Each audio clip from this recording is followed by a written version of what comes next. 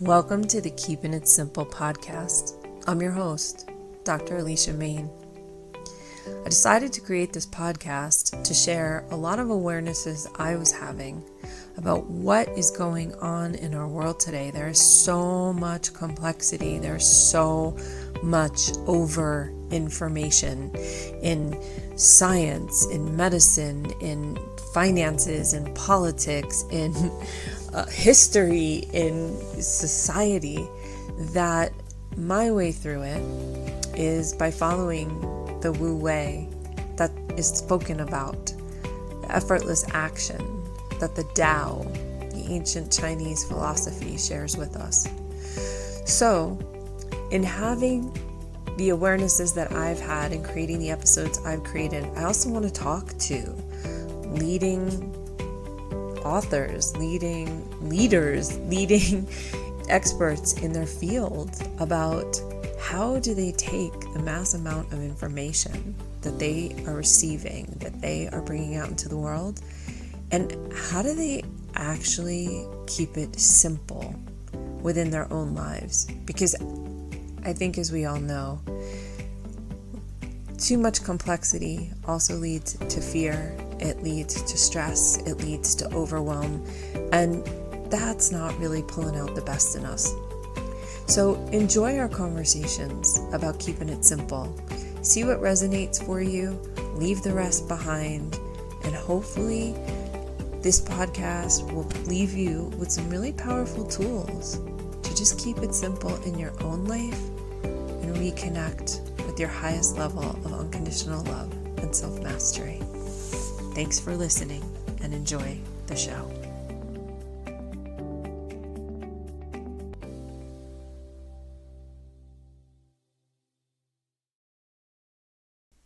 As I lay waking up this morning, I felt an interesting spot on my head. At first, I was a little bit scared, to be honest, because it felt kind of like a tracking system, and the possibility that there is some type of AI that somehow got into my body that I don't want there as a human being. And as I put my hands there, the first thing that came up was an awareness about my mom. It's actually an awareness about partnership and romance and love and my home. And the judgments. I was asking myself, why don't I have my home? Why don't I have my partner? What am I holding back? What am I hiding from myself? That was the depth of the question. And as I went into that, what I saw tracking was a belief system stuck in my head that I didn't have it because I had developed a pattern of not being fully authentic with myself about what I truly want in this life. Because I had learned that in order to get what I want, I have to please other people. And that tracked back to my mom. Not blaming her, judging her, just recognizing that I developed a pattern of feeling like unconditional love meant pleasing other people. I did a brilliant session with Amanda Held of Hooves and the Equine Wisdom Institute this week. And Amanda does a beautiful process of getting to your innate affirmation. So not the stuff that you're outwardly telling yourself, but like really, what is the actual truth from your soul? And mine came up that my affirmation is, I am worthy.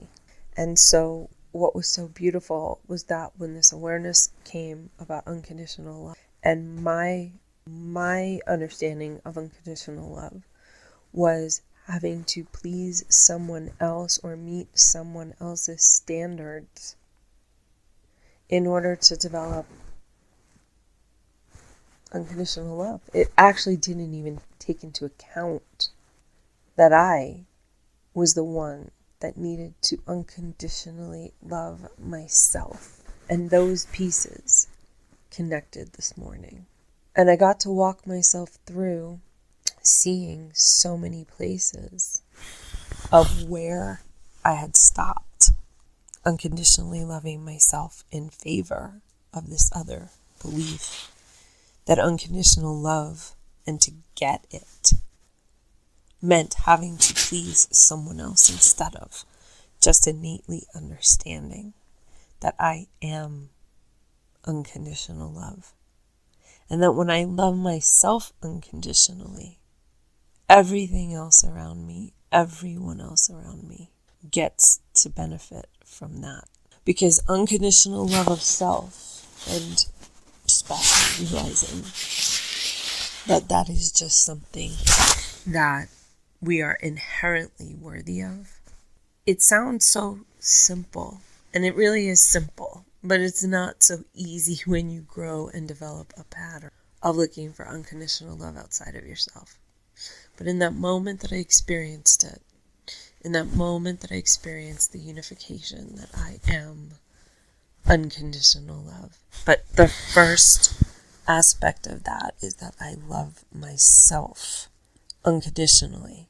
And I am worthy of that unconditional love for myself. The way that it physically and energetically pulled me back into my own body. The way that my eyes physically started seeing from the inside of me outward. Where I'm not looking outward to fill a void inside, but I am looking inward. Recognize that I don't have to please anyone. And that might seem selfish, and that might seem rude to some, but it's not ego-based. It's healthy ego-based. It's not wounded ego-based. If I am full, if I understand that I am unconditionally loving myself, then the truth is I inherently, almost instantaneously change my brain chemistry. I cannot be manipulated. I am not searching and seeking and consuming all of this stuff outside of myself to make myself feel worthy or to prove to myself that I love myself unconditionally. I actually experience it. And as I experience this, I am whole. And in that wholeness, I treat myself as the holy vessel that I am. I radiate that energy out for others. That is the true confidence. It's not arrogance. It's confidence. It's clarity. It's groundedness. It's poise. It's grace. It's flow. It's not being hooked into, a codependency to make each other feel better.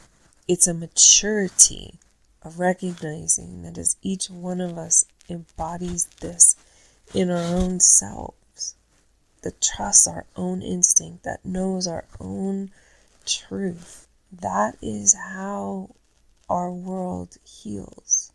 Because when we can show up in this level of authenticity and integrity and inner alignment, where we are fully empowered, not power over others, empowered to follow the original codes of conduct and behavior of the universal laws and of Mother Nature's laws, we appreciate our value so greatly because the currency of that unconditional love, that's what powers this world in right relationship, in communion with all life. And that is how we create heaven on Mother Earth. That is how we live it through our individual bodies that are part of and completely unified with everything and everyone in the field. So when we are able to inwardly not ascend out of our bodies, but actually anchor into our bodies this level of simplicity that has multitudes of complexity to it. But we just breathe and we know that we are unconditional love. Everything outside of us changes, because outside of us doesn't have the power to control us anymore. We are in command of our own vessel in pure love.